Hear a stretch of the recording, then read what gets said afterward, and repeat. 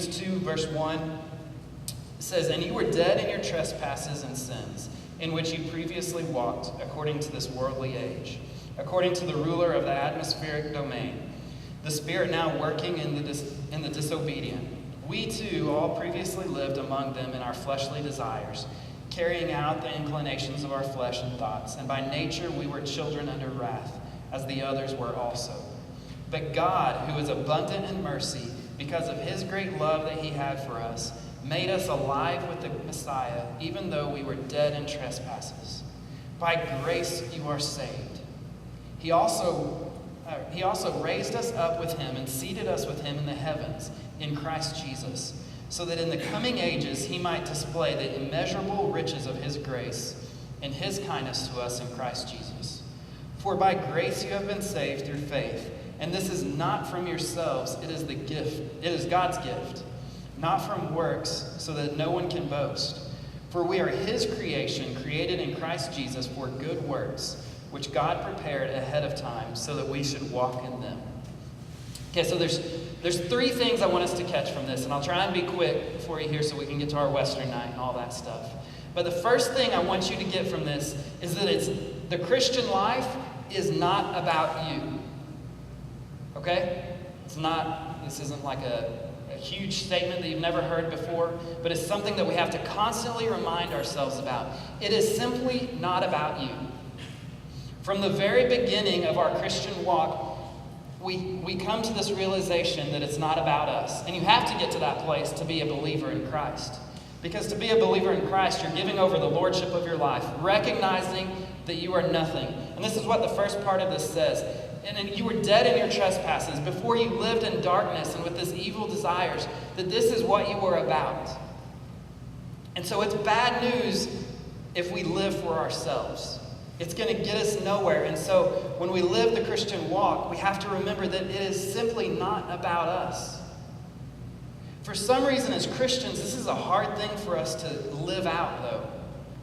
I don't know if I'm sure you're like me, that I tend to think of myself first.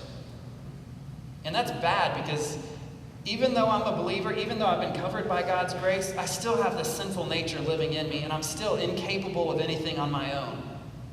I remain under him, and he has to work through me for anything great to be accomplished in my life and through my life with anyone else. And so we have to be in constant recognition that it's only through him. Because otherwise we're going to fail miserably. And it's so hard to do this, to realize that it's not about us. But it's so, so, so important to do that. It reminds me of, I'm into sports. I don't play sports. I'm not all that athletic. I'm kind of like Logan. I do this with sports and watch people. I try and bring that up like every hour to him, just because I feel special doing it. But I like to watch sports. And I'm pretty into the teams that I root for. I'm hardcore. I'm not someone who just likes to watch sports for the fun of it. I like to watch my teams compete in sports. And so the greatest team on earth is the Oklahoma Sooners. And so I love to root for the Sooners. I watch games. My family has a motorhome, and we travel out, and we go to Norman, park in the tailgating lot with all these motorhomes. Even though my family lives 7 miles from there, we still bring motorhomes. And we don't even go to the game. We just sit there and watch the game. And it's just we want to be in that atmosphere and root the team on. And so in that process, if you really take a hovering look over people and you watch people root for teams and cheer on people, you realize how stupid we are.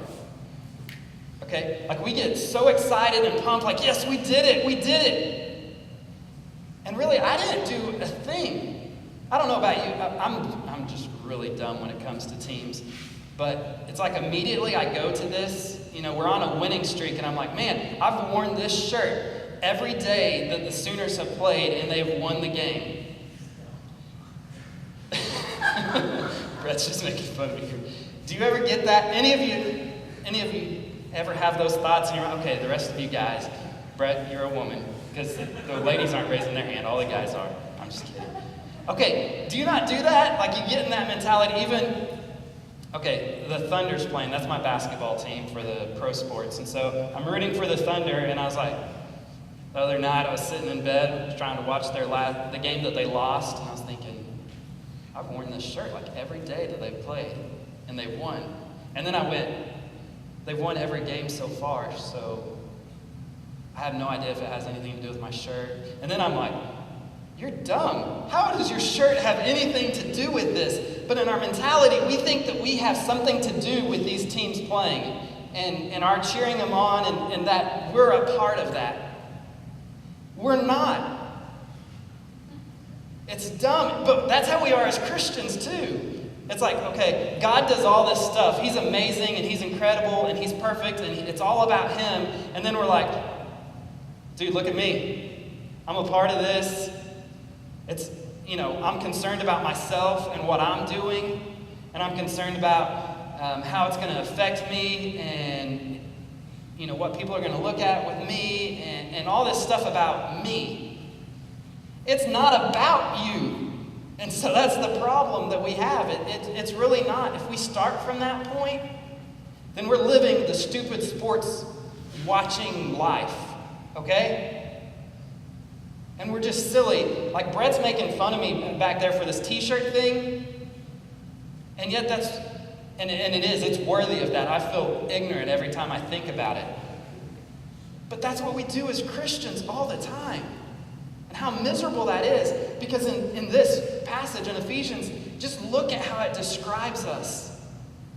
In the first few verses there. And you were dead in your trespasses and sins in which you previously walked according to the worldly age. The Spirit not working in disobedience. We too all previously lived among the fleshly desires and by inclinations of our flesh and thoughts. And this is how we were. And later on in Ephesians, he goes into like the nitty-gritty details of you were consumed with your lustly passions and just the evilness of your hearts. And so it's a bad thing if we take it and make it about us. Because it's going to get us nowhere. And so it makes no sense for us to be concerned about ourselves in the process, and it makes no sense for it to point to us, because it's not about us. We didn't do anything on our own. And I'm grateful that it's not, because if you know me, and you know like my true thoughts, and how I live, you're going to find out like I'm the mean one on management. Sometimes I don't realize that you have feelings, and so I'm mean. Okay, and I've probably been mean to you some right now already in like day one, and I'm sorry for that. But imagine if there wasn't God's grace in my life, then I'd be really bad. And that's just how we all are. And so why would we want it pointing to me? That would be hopeless. And so we have to come to that realization. This summer is not about you. And you have to wake up every morning and get that perspective that it's not about you, and instead, the flip side of that is that it's all about Him. Okay, look at how those verses continue. In verse 4 it says, but God. And those are the two most important words in this passage. But God. Because without that, we're hopeless. It says, but God, who is abundant in mercy because of His great love that He had for us, made us alive with the Messiah, or through Christ, even though we were dead in trespasses. And then he goes on, and this language that he uses is so great. He says, by grace. Grace is something that we don't do on our own. It's unearned merit, okay? It's nothing that we do. It's by Him, it's from Him, and directed towards us. By grace you were saved. He also raised us up with Him and seated us with Him in the heavens in Christ Jesus, so that in the coming ages He might display His immeasurable riches of His grace and in His kindness to us in Christ Jesus. For by grace you were saved through faith, and this is not of yourselves, it is God's gift. Okay? Do you get that? It's all about Him. Do you notice any part of that that's about us? No. It is all about Him, and to me that is the best news I can get. Because with me, I'm walking down a path it's a dead end. But with him, I'm walking down the path that's made alive. And so when we live out this Christian life, here at camp and when we go home, we have to have that perspective, that godly perspective, that we matter not at all in comparison to the way he matters. It reminded me of a shirt I had. I think it was a 7th or 8th grade Bible study. It was probably an ugly shirt, but for us 7th and 8th graders, it looked pretty cool. And on the front of it was a gray shirt, and one shirt I remember out of all shirts. Big blue Roman numeral 3, right here. And people would ask us, what's that mean? And I had to wonder what it meant at first. And then when we came to realize what it stood for and got to tell people about it, it was great, and it served as a great reminder. And it's that I'm third. And that's the perspective that we need to have towards this summer in what we're doing. God is first, others are second, and then we come in, and we're third. Okay. Today, the movement's more the I'm second thing, and that fits in, but the first two are kind of God and others type of deal that we're living for. But we live for others through God. We live for God, and we demonstrate that through living for others. And so that shirt served as a reminder for me for so long, and it still stands out today. I don't know how many, 15, almost 20 years ago or something like that, I had that shirt. It still stands out because it just testifies to what this talks about and what all the New Testament talks about, is that it is all about him. He's number one. And because he's number one, everything should point to him.